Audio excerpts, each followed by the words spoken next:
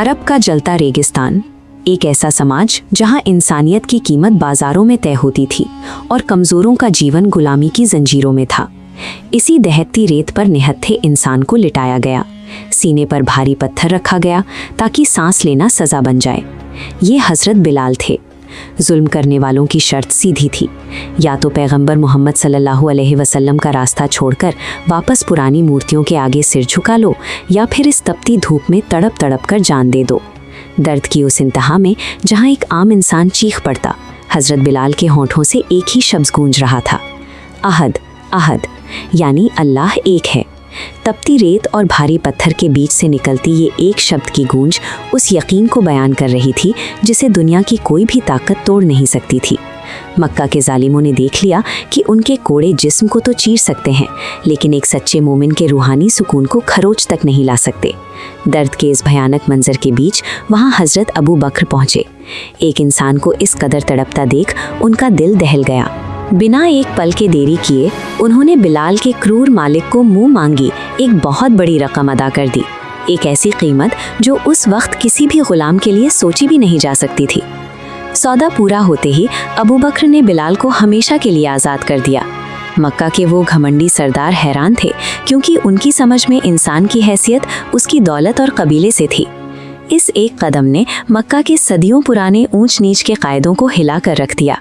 इस्लाम ने साफ कर दिया कि अल्लाह की नज़र में इंसान की अहमियत उसके कबीले या रंग से नहीं, बल्कि उसके चरित्र से तय होती है। रेत से उठकर इतिहास के सुनहरे पन्नों तक का हजरत बिलाल का ये सफ़र उनके रूहानी भाईचारे और इंसानियत की जीत की गवाही देता है। वक्त बीता और इस्लाम का कारवां मक्का के जुल्मों से निकलकर मदीना के अमन में पहुंच गया। एक नया शहर, एक नई नींव। यहाँ मुसलमानों की तादाद बढ़ने लगी तो एक नई ज़रूरत सामने आई। नमाज के लिए लोगों को एक साथ एक वक्त पर इकट्ठा कैसे किया जाए? किसी ने कहा कि ईसाइयों की तरह घंटी बजाई जाए, किसी ने यहूदियों की तरह बिगुल या सींग फूंकने का सुझाव दिया। लेकिन ये तरीके किसी को मुकम्मल नहीं लगे। तब एक नया और रूहानी तरीका तय हुआ, अजान।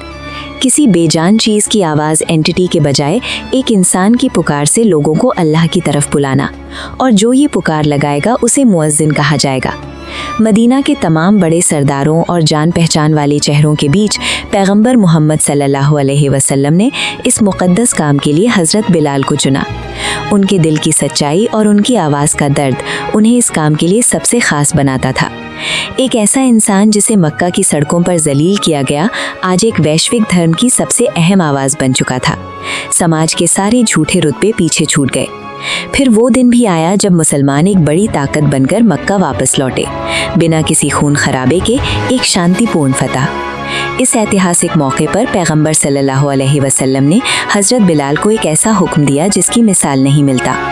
उन्होंने बिलाल को इस्लाम के सबसे पवित्र स्थान काबा की छत पर चढ़ने को कहा। ये एक ऐसा नज़ारा था जिसने हर अहंकार को तोड़ दिया। जिस इंसान के चेहरे को मक्का की मिट्टी में रगड़ा गया था, आज उसके कदम उन जालिमों के ऊंचे महलों से भी ऊपर थे। जब बिलाल ने मक्का की फिजाओं में पहली अजान दी तो उनकी गूंजती हुई आवाज़ ने उन सभी होठों को खामोश कर दिया जिन्होंने कभी उनका मजाक उड़ाया था।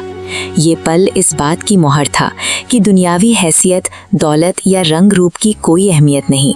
असल बुलंदी सिर्फ और सिर्फ अल्लाह के प्रति सच्चे समर्पण से मिलती है।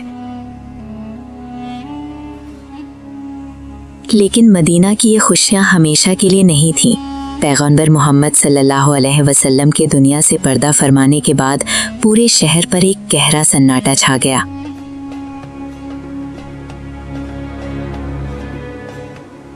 हज़रत बिलाल का दर्द इतना गहरा था कि जिसने अपनी आवाज़ से पूरी उम्मत को जोड़ा था, आज वो खुद खामोश हो गए। उनके लिए पैगंबर के बिना अजान देना नामुमकिन हो गया। बिना सांस लेना भी बिलाल के लिए भारी हो गया था। हज़रत बिलाल की ज़िंदगी सब्र की मुकम्मल मिसाल है। एक ऐसा जज्बा जहां इंसान कोड़ों की मार और अपनों के बिछड़ने के गम दोनों में अपने आत्मसम्मान और खुदा पर भरोसे को कायम रखता है। इतिहास के पन्ने गवाह हैं कि जिन ताकतवर लोगों ने उन पर जुल्म किए, उनका नाम आज कोई इज्जत से नहीं लेता, लेकिन हज़रत बिलाल की पहचान अमर हो गई। आज 1400 साल बाद भी दुनिया के हर कोने में, हर मीनार से दिन में 5 बार उसी अहद की गवाही गूंजती है जिसे बिलाल ने मक्का की तपती रेत पर जिया था। सच्ची और हमेशा कायम रहने वाली इज्जत इंसान को अल्लाह तब अता करता है जब उसके पास टूटने वाला ना हो ऐसा सब्र और कभी ना डिगने वाला ईमान हो।